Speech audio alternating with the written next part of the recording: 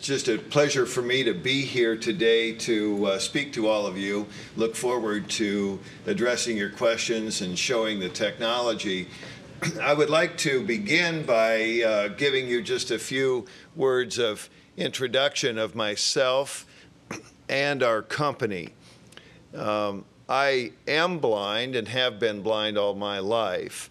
Grew up in the Midwest and in 1974 moved to Washington, D.C., where I became chief of the Washington, D.C. office of the National Federation of the Blind.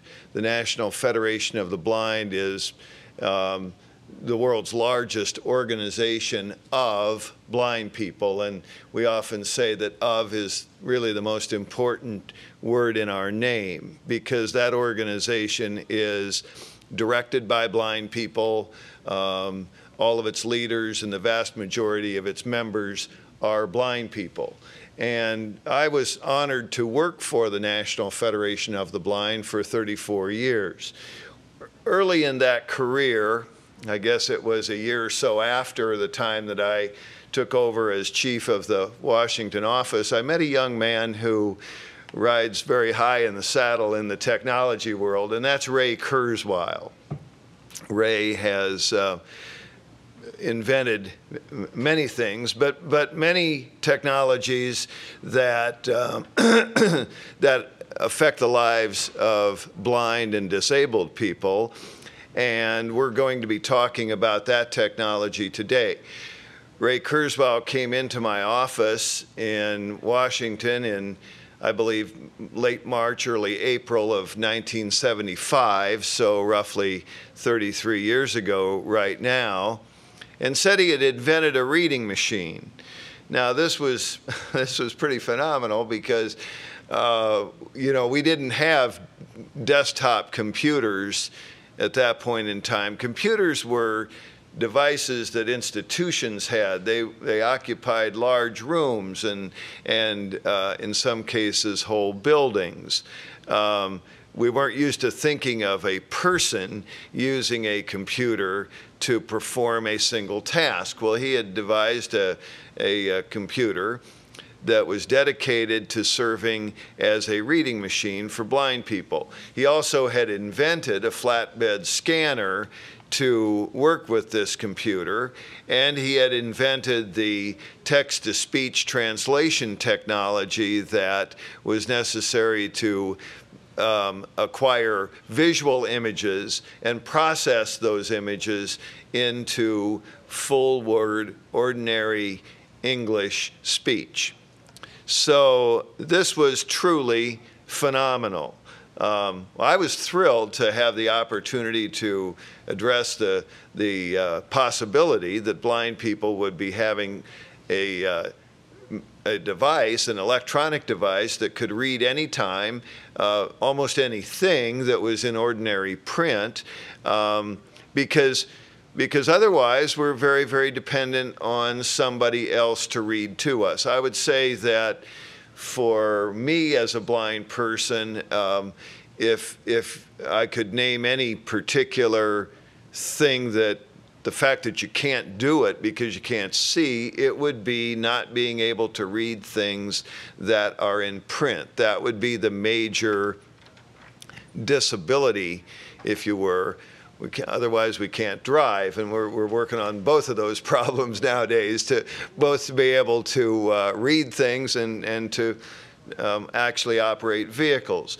Technologies can help us do these, and when Ray Kurzweil came along, he brought to us the possibility that we could tackle the reading challenge. Well, many things have occurred over the years. Technologies have advanced.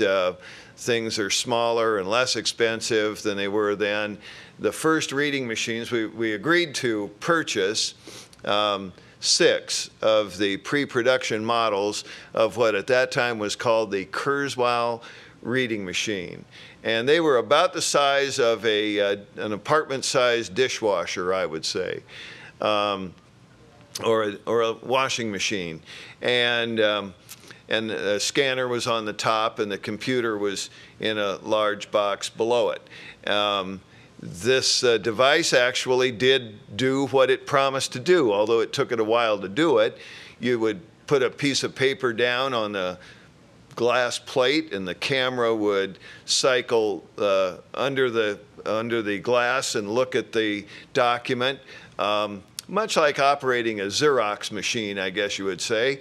And then probably at least a minute later, the words would begin to flow from the machine. And these were primitive sounding compared to the synthetic speech we have now, but they were certainly ahead of everything else, which meant that there wasn't anything else. So there were people who were very, very excited about the Kurzweil reading machine. The National Federation of the Blind purchased the first 6 of these machines. And actually, the reader I'm going to demonstrate was just receiving a telephone call. So this has come quite a ways since the days of the dishwasher. This is what it looks like now. It actually operates on a cell phone. We'll get to the cell phone product in just a minute here, but it was receiving a phone call. So it can do more than just read to you. It can also accept and receive phone calls. Now, the apartment-sized dishwasher-style reading machine was very, very popular and actually came down in price fairly early on in the 1980s and became quite ubiquitous among libraries and schools and institutions that serve the blind. It did not achieve widespread use as an individual device because of the price primarily.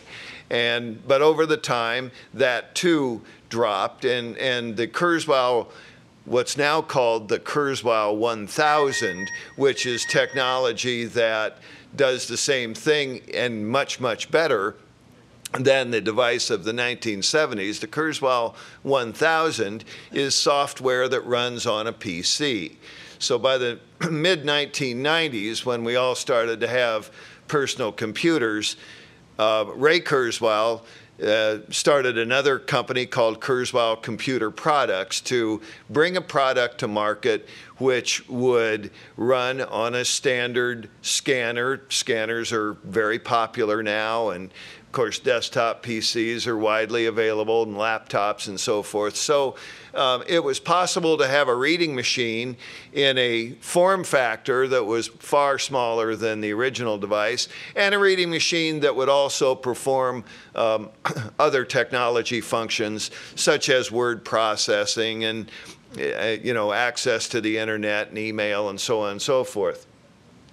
The drawback, obviously, of the technology of the 1990s was that it was technology dedicated to a fixed workstation, a desktop PC and a scanner. And although that technology is still very good and still sold today, the demand is coming more and more for mobile technology.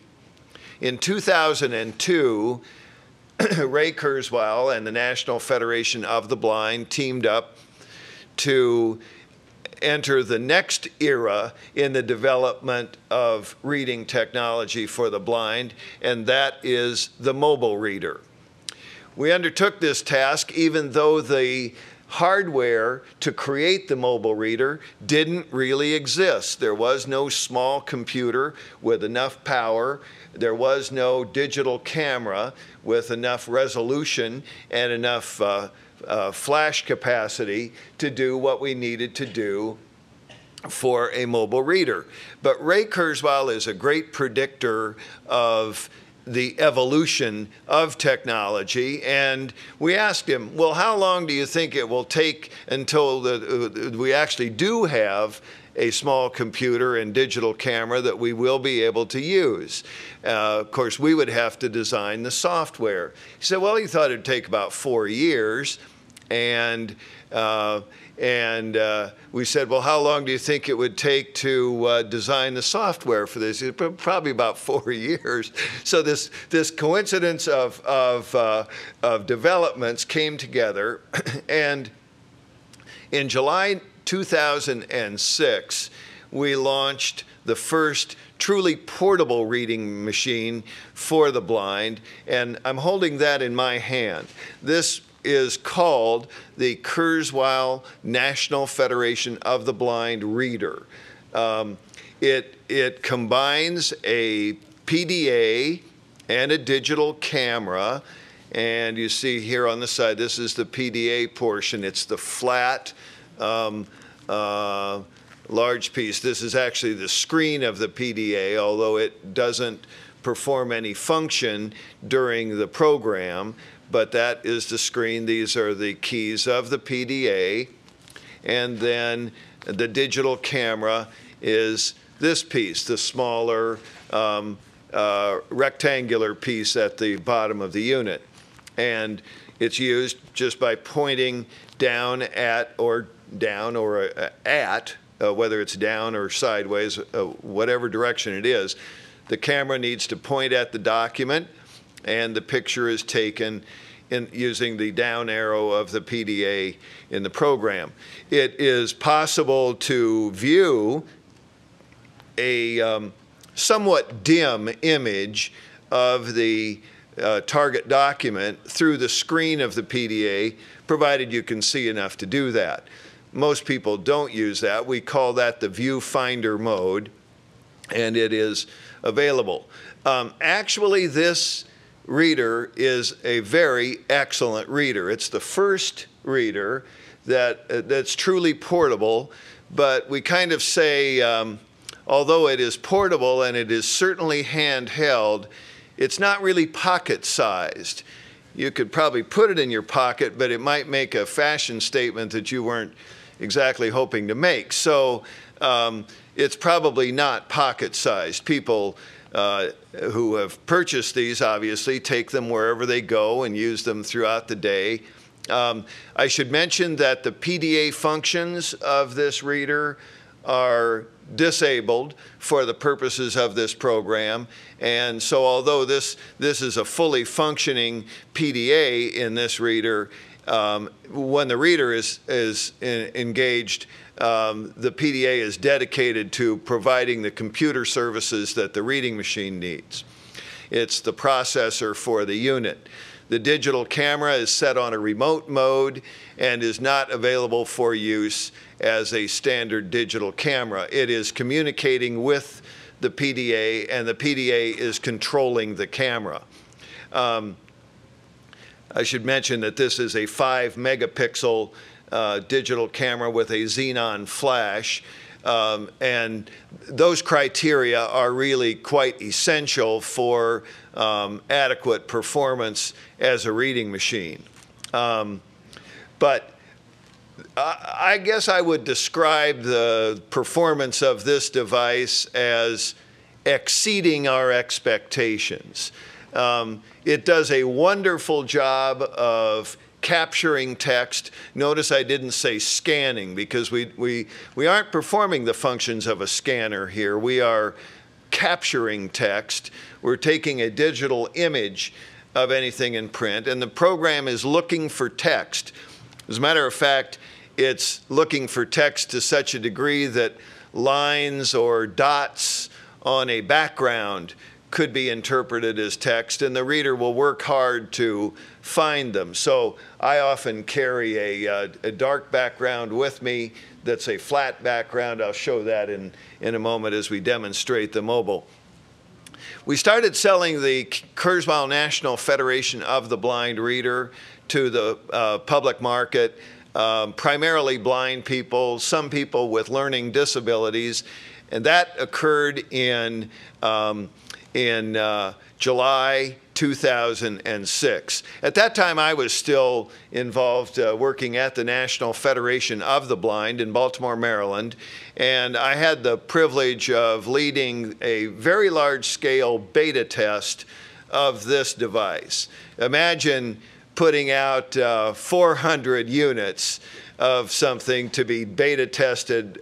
We had people who are blind in every single state. We had, I think, many states had as many as 10 units, and then some others smaller numbers. But in all, 400 beta test participants. It was a way also of introducing the device to the marketplace because, frankly, it's a brand new challenge to think that blind people can take pictures and the results of our pictures can be something that is read to us in intelligible speech.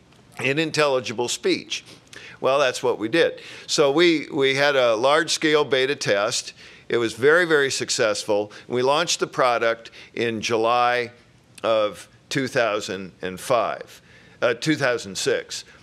After that, and in fact, concurrently with that, we proceeded to form a company to carry this product forward and do further development and marketing of this technology. And that company is represented by our, on our website, KNFB Reading Technology. And we'll make sure that that website is shown as part of this video. It is knfbreader.com. And that's KNFBreader, one word, .com.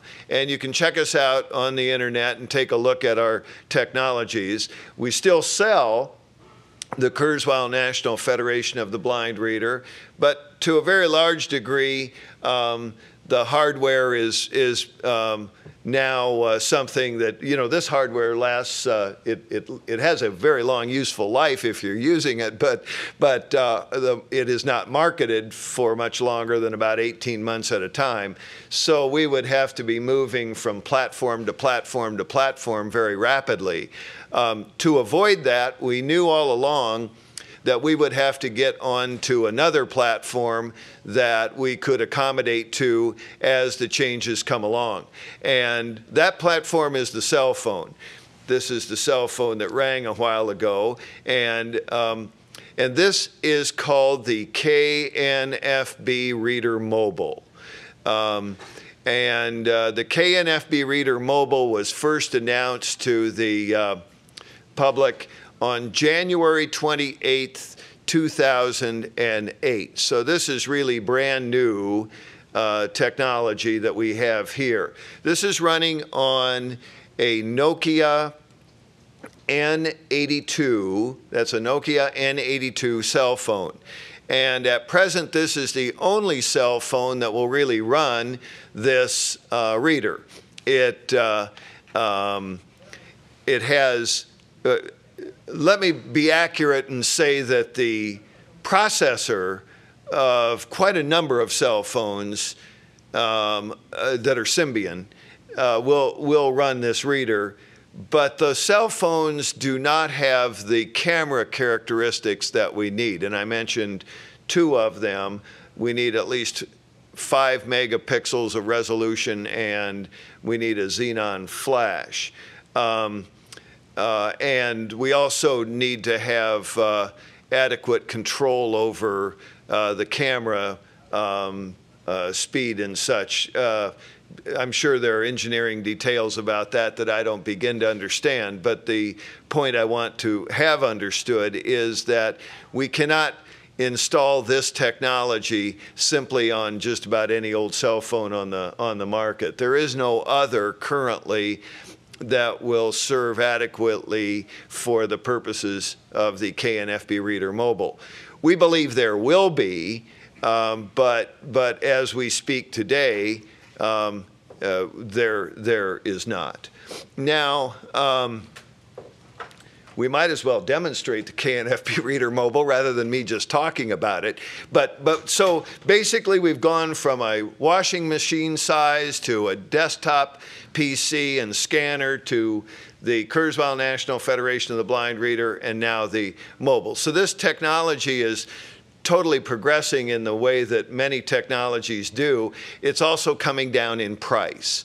The KNFB Reader Mobile, well, first of all, the phone is available for $550 usually. You can see it online for less, but there have to be certain setup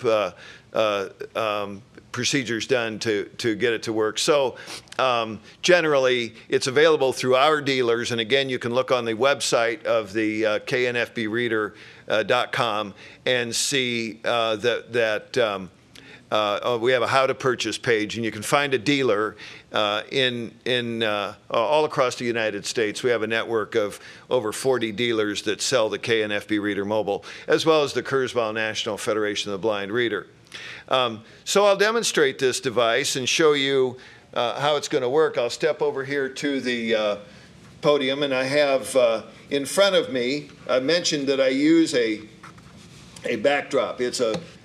I take a cloth fabric. I use a velvet black cloth. I probably would not need to do that in this setting, but when I have a background that I'm not completely familiar with, I like to get into where I have a known background. So that's why I use the cloth. The consequences of not doing so might be a long time of processing in order for the document to read. And so the background tends to get around the clutter that might otherwise exist. So I've got the phone, I actually have this connected to a Bluetooth speaker, so those of you in the audience here are hearing this through the Bluetooth speaker, not the speaker of the cell phone, but it's a pretty nice loudspeaker on the cell phone anyway. And now I'm going to launch the reader. I just press one button and the reader will launch. Hello, I'm the KNFB Reader Mobile. Okay. Ready. And at this point, the voice that you hear when you heard the word ready is the voice of the reader. This is a TTS, text-to-speech voice that blind people certainly are very familiar with. We hear it on our computers all the time, and that certainly made it a good choice. It's not our only choice, but it's a good choice for this device. So it says ready when it comes up, and it means it. It's ready to take a picture. I have a document in front of me. I'm just going to hold the reader above it. I'm going to press the down arrow. Taking picture.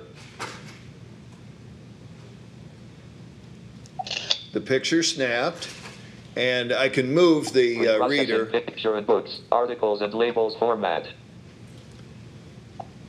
At the point where the picture Camera snaps. 1 degree counterclockwise relative to the page. That's not a bad picture for a blind person, 1 degree relative to the page. Expanding the limits, the uncertainty of exploration. Proceeding to a specific location is a journey. Progressing to an unidentified destination is adventure. In other words, if you know where you're going, it's travel. If you don't, it's exploration. Traveling often requires determination, energy, fortitude, and resourcefulness. But exploration also demands intuition, faith, a tolerance for uncertainty, the willingness to embrace change, and the recognition that the object being sought cannot always be defined with precision and will sometimes lead to unpredictable consequences. When the exploration is pursued with passion and faith, the process not only produces knowledge, but also stimulates the development of the explorers as well. Is exploration a matter of discovery, or is it the process of creation? T.S. Eliot said, "We shall not cease from exploration, and the end of all our exploring will be to arrive where we started, and know the place for the first. To accept without criticism the revealed knowledge enunciated by our predecessors is to be." Okay, that's the first page of a document that was a speech delivered by the president of the National Federation of the Blind in Atlanta, Georgia, last July of 2007. Very typical example of the performance of this device. This document is straight text. The reader ought to be able to do that. That would be its optimal example. Before we go on, I want to show you some other kinds of text that it will read. Now that was a flat background, and had no pictures or anything. I have a document with a picture and different size of print on it, and also columns. And the first example had no columns. It was straight text. This time, I'm going to take a picture of this document, which has, as I say, different sizes of print, columns, and it's also a larger document. It's an 8.5 by 11-inch page, whereas the first sample was, well, bigger than 4 by 6, but I don't know the exact dimensions, but you can see it's not a full typewritten page. Before I do this, I'm going to illustrate another feature of this device, which we refer to as the field of view report, and I will do that now. By the way, I'm going to save the last document, so bear with me while this saves. Document saved. March 26, 2008, file 02.xmt. And I saved this. Image. Press this key. I could also save the actual image. I chose not to. I saved that to a 2 gigabyte micro SD card. Now, this time I'm going to illustrate an alignment feature. There are two ways of doing that. One is you can line up visually. I can't, but many of you could. If you turned on the viewfinder, and as I explained in this device, it has a viewfinder. This one has a very good viewfinder. You actually see a bright image of the target document through the screen. But in this case, I'm going to use what's called the field of view report. And it will, I treat it as advisory. I don't really need it. When we were originally designing the technology, we kind of thought, you know, the idea that blind people would be taking pictures and not seeing the target, we're going to have a way for them to line up the image. I actually thought that. Turns out that we're only taking pictures at about a foot away. It isn't really that hard. Well, maybe I should say it is hard and then accept that this is a very hard demonstration, but it isn't that hard, and our customers have great success in using this technology. In this case, I'm going to use the field of view report. I'm going to start a little higher than I normally would to get a good picture, Field of view but I want to get all four edges. Activate. I'm holding the reader above the page now. I'm not going to Please move maintain it. position. Obtaining alignment. All four edges are visible. 35% filled. Rotated 1 degree counterclockwise. Now I'm going to come down because I want to be closer for the picture. But I Field got of view all report. four Flash edges. will activate. Please maintain position. Obtaining alignment. All four edges are visible. 47% filled. Rotated 2 degrees I could certainly counterclockwise. take that picture, but I'm going to even get closer. Field of view report. Flash will activate. Please maintain position. Obtaining alignment. Bottom and right edges are visible. 63% filled. Rotated 4 degrees counterclockwise. All right, it said bottom and right are visible, so I'm going to move left and I'm going to move forward, and I'm going to try it again.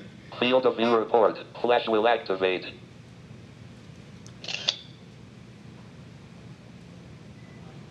Please maintain position. Obtaining alignment. All four edges are visible. 60% filled. We'll take that picture. Taking picture. It feels like it's about the right height off the page, and I got all four edges. Articles and labels format. This Camera is 4 degrees counterclockwise relative to the page. Incidentally, the rotation I'll comment on in a second. It doesn't really matter much. Capital Consulting Group. Philip W. Johnston, Managing Partner, Federal Government Relations.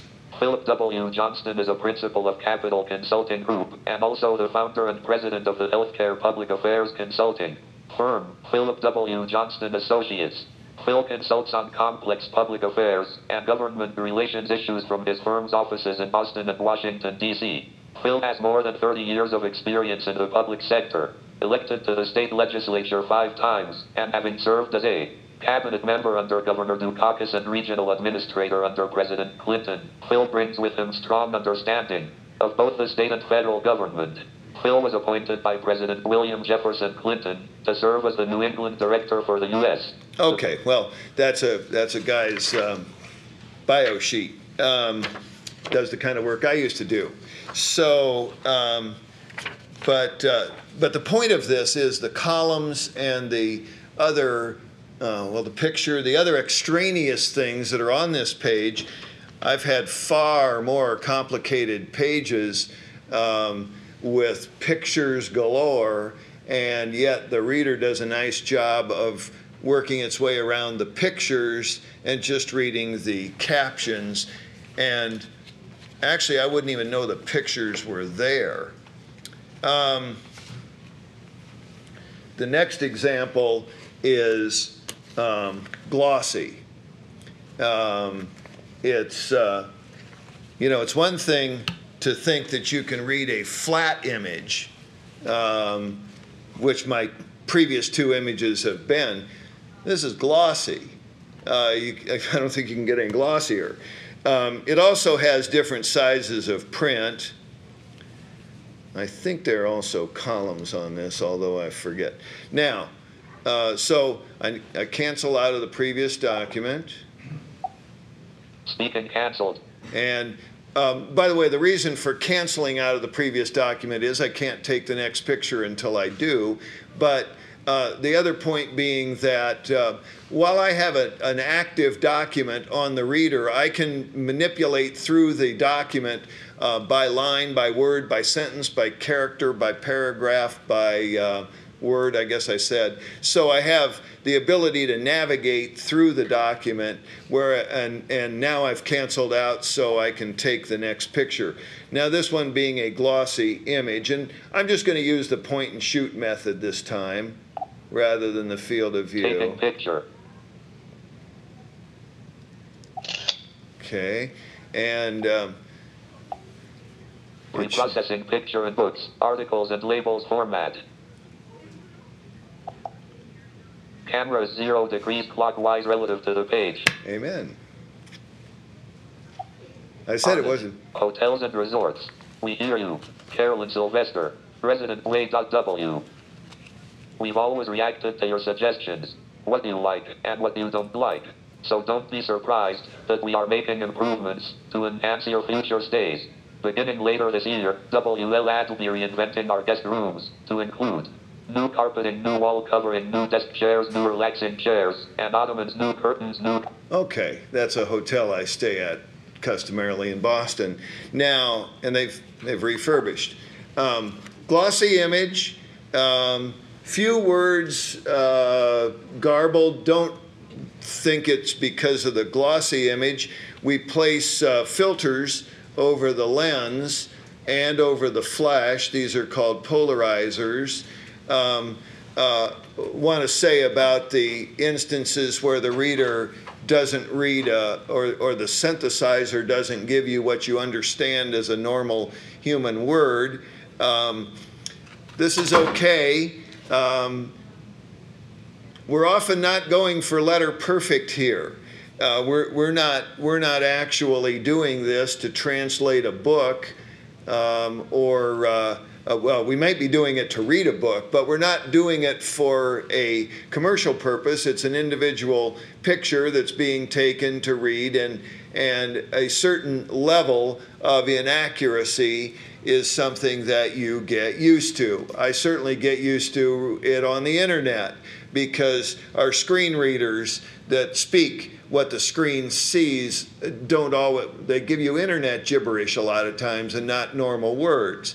So we're accustomed to working around the background clutter, as you might say. Want to illustrate another thing that I think is truly fantastic. We have a method. This is what we call our training page. We have a method of helping people learn how far you should be from the page. And it illustrates the power of our technology. I'm going to exit from the last document. Speaking canceled. I'm going to go to a different format for this, and this will be called bills and memos rather than books. You may have noticed it's been saying processing image in books, articles, and labels format. I'm going to go to the bills and memos format. For settings, press enter. For other options, press upward. I'm going to go to settings. User settings. And I'm going to go to reading format. Books, articles. I'm going to go to bills and memos. Reading format switch to bills and memos. Bills and memos. Ready.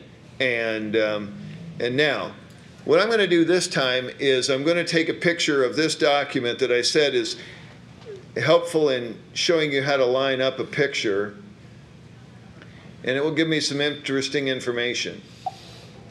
Taking picture. I'm going to hold my position this time.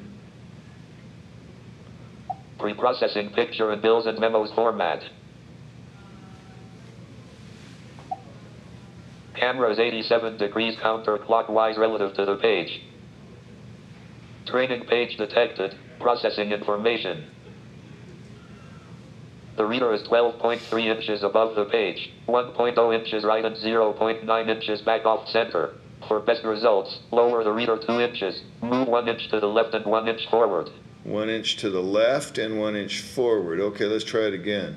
This gets to be a game, actually. Taking picture. It's kind of a fun game. Some of you might like to try it.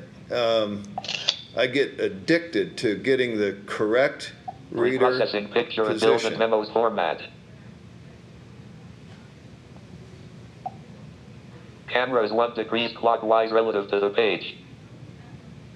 Training page detected. Processing information. The reader is 10.5 inches above the page, 0.2 inches right and 0.1 inches back off center. Correct reader position. I scored on that one in 2 shots. Now, you know, you don't have to do that. You literally do not have to be in what this told me is the correct reader position, although we would say that the reader will perform optimally in that position. If I was too high, the text is going to be more garbled. Possibly not so much in this light, although if I was way too high it would, depending on the lighting circumstances. But this page will help particularly a person who is blind to get the idea of what a correct reader position feels like. So that's our training page.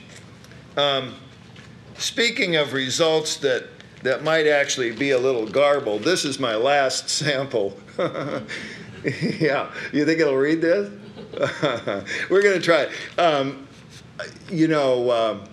Ray Kurzweil is our CEO for KNFB Reading Technology, and Ray likes to have me read books. Ray writes books, and so he likes to have me read the books with the reader. You know, I like to read books, but in the morning I need to know what the coffee is, whether it's decaf or caffeinated coffee, and so I have a bag of coffee here.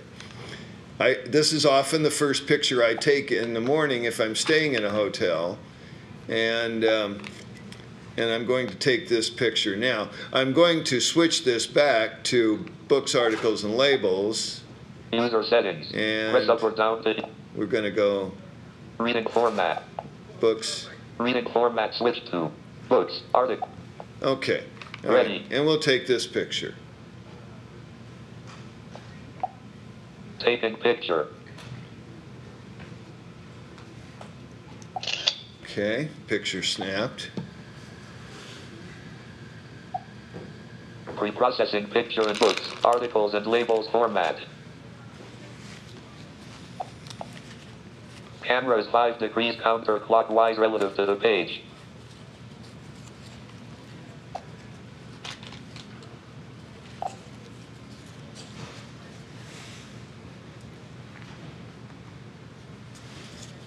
Sometimes we get a good read on this and sometimes we don't. It's obviously chewing away on it. the progress beeps mean that it is working on it. And if it gives up, now the more complex background it's not a larger document, it's smaller, but the more complex background leads to the longer processing time. In this instance, it is processing long enough that I'm concerned that the result might not be real good. But usually with a couple of pictures, I can determine what this is. And I don't have the patience to wait much longer. If it doesn't come through with something, we're going to quit. I'm actually going to quit because I don't want to take up more time with it. So I can cancel the cancel, and it'll cancel. Processing canceled. By the way, I did not mention that when it reads, print is also displayed on the screen. And there is a yellow highlighter that moves across the text. And the text that has been read displays in blue, and the text that is about to be read displays in black. This is to help people with learning disabilities. So this document, when it does read, gives me the directions, which are pretty well known. There's only one fact I want to know on here, and it says usually 100% caffeine, Arabica coffee, 99.7% caffeine free, which is, and it can do that. I don't really care about all the other information. Last example, this is also a currency reader, and I have a U.S. currency note in front of the reader, and I'm going to, I use a different picture method for the currency. We hit 0 on the keypad for the currency. Detecting orientation. Processing U.S. currency image. Please wait.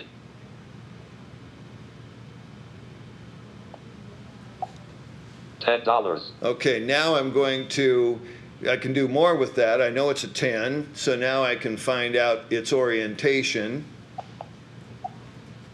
$10. The image is rotated right. The bill is front side up. Okay, so that might matter if you're arranging money to go into a bill acceptor machine. So it's a very good currency reader. Virtually always you get a match, and we haven't had any false positives that people have reported. So I think we do a very good job. We don't read currency in quite the same way that we read text. We are matching against a database of U.S. currency. And yes, if you want to, it does read the new $5 bill. So we would have a problem if it didn't. Well, that's the technology. Again, I think in the mobile, it is exceeding expectations. It's just wonderful technology. It's life-changing technology. And I know that this is a very sophisticated audience here, and I'm sure listening in. And I understand that the engineering aspects of this technology are truly a curiosity and something that people want to know a lot more about. But I just want to say, to end this presentation, on the personal side, I'm not primarily a technologist, as many of you are. My career has been more in government, public administration, programs that help, in the case of the groups that I've represented, blind people, advance in society. I've used technology because it helps me do the things I need to do, but I'm not interested in it solely because of the technological aspects of it. I want it to perform. I had an experience that brought this home to me. I've had many, many experiences with this technology, but about a year ago, I was traveling. I had this device, the Kurzweil National Federation of the Blind Reader. I went to an airport. This was in Baltimore. I was traveling out to the Midwest to see my mom, who had just gone into a nursing home, and I was traveling alone. I went to the restaurant, They didn't offer me a Braille menu, and I didn't ask for it. I just took pictures of the menu. I made a healthy choice off the menu. I always like to point that out. And I ordered. The food was brought. At the end of the meal, the bill was brought. I snapped pictures of the bill, paid in full in cash, exact change, and left a nice tip and walked out of the restaurant. And on the way to the boarding gate, I just had to stop in the hall and poke myself. And I said, you know, you have had an experience in life that you have never had before. And that is that I did business at an establishment where print was the means of communication. And I read every little bit of it myself. Now, you know, maybe that's not a big deal. I don't object to somebody reading print to me, but it enhances my capabilities. It enhances my understanding of what I do. I said recently on CNN, I have to remind myself that I can now read print. Well, that's pretty phenomenal. That is truly pretty phenomenal. And I think, Dr. Rahman mentioned this at the very, very beginning. We're only getting started with this technology. Today, we're doing a pretty nice job of recognizing print. In the future, we'll recognize people, we'll recognize objects, we'll read signs, I've done a demonstration of our technology seeing whether a seat is occupied. You'd like to know that unless you want to sit on the person. Ray Kurzweil gives the example of our technology being brought into a room with the person that's using it and looking around the room. It says, well, your ex-wife is 25 feet ahead of you on the left. You can go see her if you need to, or not if you don't. So, but the point is that I agree with what was said earlier. This is the beginning of eyes in your pocket or artificial vision or whatever you want to call it. And I'm not talented enough, as many of you are, to understand the other applications that this may have in the space that you all work in. But I'm sure you are, and I'm here to bring you this technology, to show it to you, and to hope that it can develop into a longer, more fruitful learning and working relationship. And I thank you very much. And I'm certainly available to stay for questions. And would be happy to answer any questions. But I will say, and I will try to repeat the question, I will say that raising your hand to be recognized will not help. We haven't got this to this point yet. You will have to maybe say your name and I can recognize you. Okay, I have a question regarding reading barcodes. So is there any ongoing effort in that direction? There is an ongoing effort in that direction, and we hope to be able to do that. It should be something that we can do. It's not a product yet. Okay. Okay, when do you expect that to be completed? Oh, I would think in the next year to 18 months. It's not that the job is that hard. There are lots of priorities for this. Barcodes is one of a growing list of demands from our customers that they would like to read and be able to see. You know, I could list a bunch out. Color is another one that's very, very high on the list. Actually being able to, which you can do, but we haven't completed all the niceties about connecting this to a PC and actually using the PC as the processor and taking pictures, reading much more rapidly, storing thousands and thousands of pages. But we could do that too. I mean, the list grows, and barcode is definitely on it. Okay, thanks. Hi. When I noticed that you need to put it into particular mode, article mode versus bill mode, et cetera, wondering, what happens if it's in the wrong mode? What kind are there typical errors that come up, and so it's better to put it in the right mode. And the other is, are there plans to have that be something that's automatically detected? We certainly have, the question is on modes, setting the modes, and the possibility that the modes could automatically be detected. On the latter point, the answer is definitely yes. We haven't really gotten quite that far, but we actually envisioned in the beginning that we would have lots of modes. We don't. We only have two. One's called books, articles, and labels, and one's called bills and memos. And then we don't think of the currency as a separate mode. That's a separate function altogether, and you don't even use the same picture-taking method. So treat it as two modes.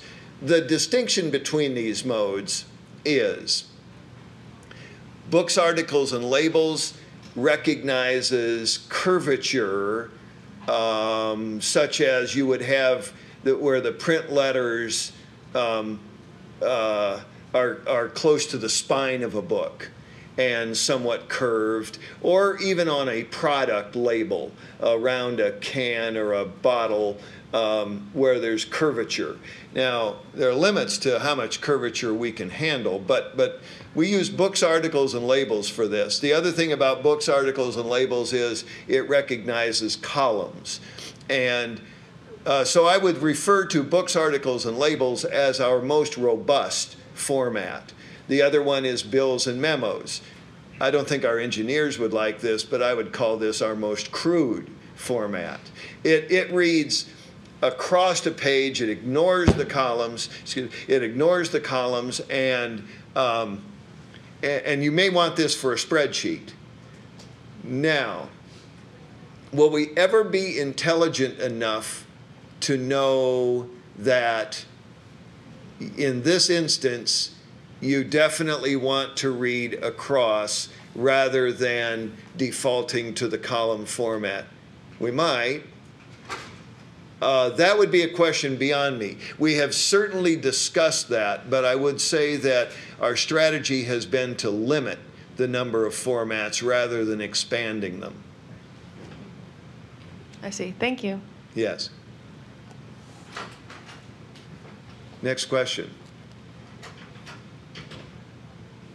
Okay. Well, and I just want to say as we end the session that those of you who would like to come up and actually get a hands-on, I believe in, I'm kind of like the car salesman, you know, you have to sit in the seats. When you put this into your hand, I've found that people say, oh my, I have to have this. And that's the way it just feels. It's so good. You just carry it in your pocket, take it anywhere, snap pictures, and read on the go. And so if you'd like to put it in your hand, please feel free to come up. I just, closing, mention again, our website, KNFBreader.com.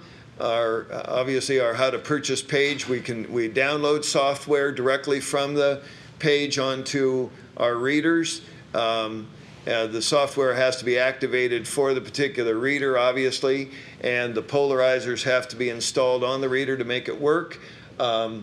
We have a great group of dealers all across the country. My role is to go out and talk about it. My position is Vice President of Business Development. Our CEO is Ray Kurzweil.